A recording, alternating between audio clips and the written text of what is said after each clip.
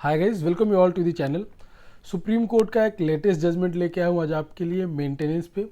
देखिए, matrimonial cases में होता क्या है कि लोगों को, चाहे वो हस्बैंड हो या वाइफ हो, दोनों को सबसे ज़्यादा प्रॉब्लम होता है मेंटेनेंस के केस में। वाइफ चाहती है कि उसे जल्दी से जल्दी मेंटेनेंस मिले और हस्बैंड चाहता है कि वाइफ को मेंटेनेंस ना जाए, या फिर जाए तो एकदम कम से कम जाए।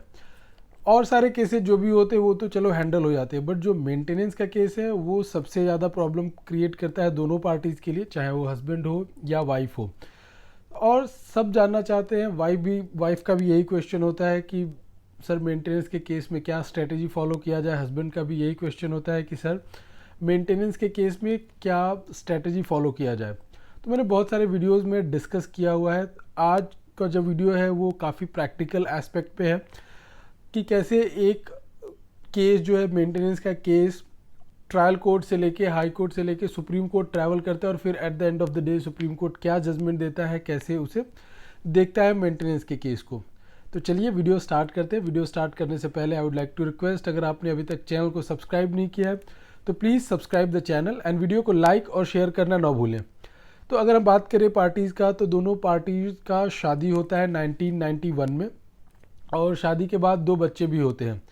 तो दोनों बच्चे, एक मेल चाइल्ड होता है और एक फीमेल चाइल्ड होती है। तो वाइफ कुछ टाइम बाद ये होता है कि सेक्शन 125 सीआरपीसी के अंडर में मेंटेनेंस का केस फाइल कर देती है, सेइंग दैट हस्बैंड जो है उसके साथ क्रुएल्टी करता है और डाउरी का डिमांड करता है, यानी दहेज का डिमांड करता है। तो इसके लिए मैं मैट्रिमोनियल होम मुझे अपने बच्चों के साथ इन चीज़ों की वजह से छोड़ना पड़ा। और जो हस्बैंड होता है, जैसे कि कोई केस अगर फाइल होता है तो उसमें जो वाइफ का जो पिटीशन होता है उसका रिप्लाई देना होता है अपोजिट पार्टी के साइड से, हस्बैंड के साइड से। तो हस्बैंड इस केस में भी रिप्लाई फाइल करता है और जितने भी एलिगेशंस वाइफ ने लगाए थे, जैसे डाउरी का, क्रुएल्टी का, ये सारी चीज़ों को डिनाई कर देता है। और जो डॉटर है उसको एक्सेप्ट करता है कि यस, जो डॉटर है, जो फीमेल चाइल्ड है वो मेरी बेटी है, बट जो मेल चाइल्ड होता है उसका ये बोलता है कि वो बायोलॉजिकल सन नहीं है, यानी उसका बच्चा नहीं हो, किसी और का बच्चा है। वो डिनाई कर देता है कि वो मेरा सन है।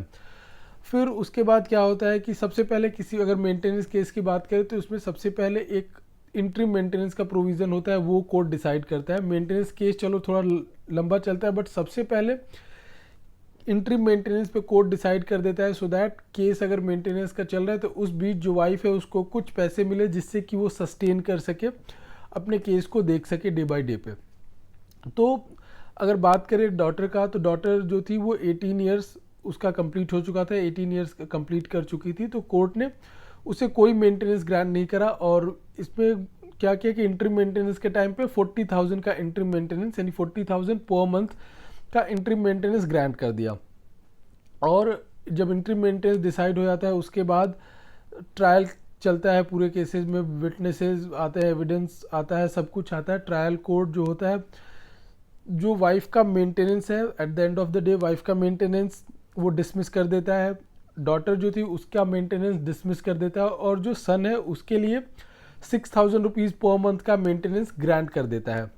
तो क्या होता है कि इस ऑर्डर के अगेंस्ट वाइफ जाती है रिवीजन पिटीशन में Punjab and Haryana high court में, और जो Punjab and Haryana high court है वो भी इस केस को डिसमिस कर देता है। तो जनरली जब हाई कोर्ट क्या करता है कि जब हाई कोर्ट जज से कोई भी अगर मैटर सुप्रीम कोर्ट में जाता है तो सुप्रीम कोर्ट बहुत सारे उसमें जजमेंट्स यूज़ करता है, और फिर अपना जुडिशियल माइंड यूज़ करके जो best of the best decision होता है कोर्ट के सामने, वो उसमें अप्लाई करता है और देता है।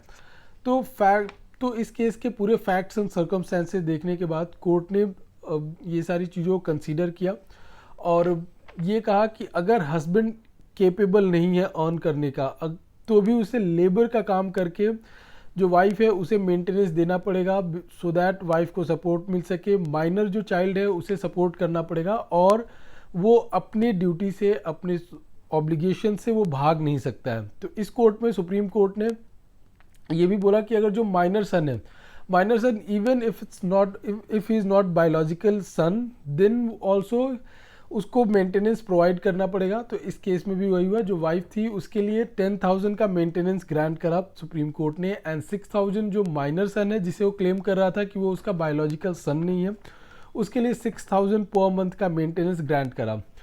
वाइफ, देखिए वाइफ का जो मेंटेनेंस का केस होता है, इसमें मेंटेनेंस ज़्यादा करके ये दिखाया था कि कोर्ट मेंटेनेंस ग्रांट कर देती है।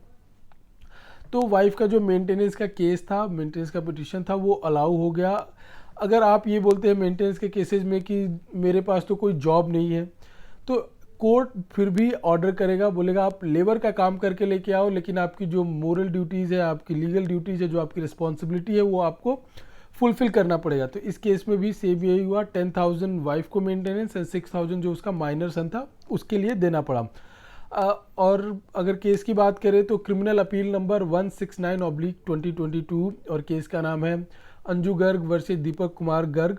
और इस जो जजमेंट का मैं लिंक डिस्क्रिप्शन बॉक्स में डाल दूंगा। और आई होप ये वीडियो आपको समझ में आया हो। इस वीडियो से रिलेटेड अगर कोई भी डाउट है तो आप कमेंट सेक्शन में पूछ सकते हैं। Thank you.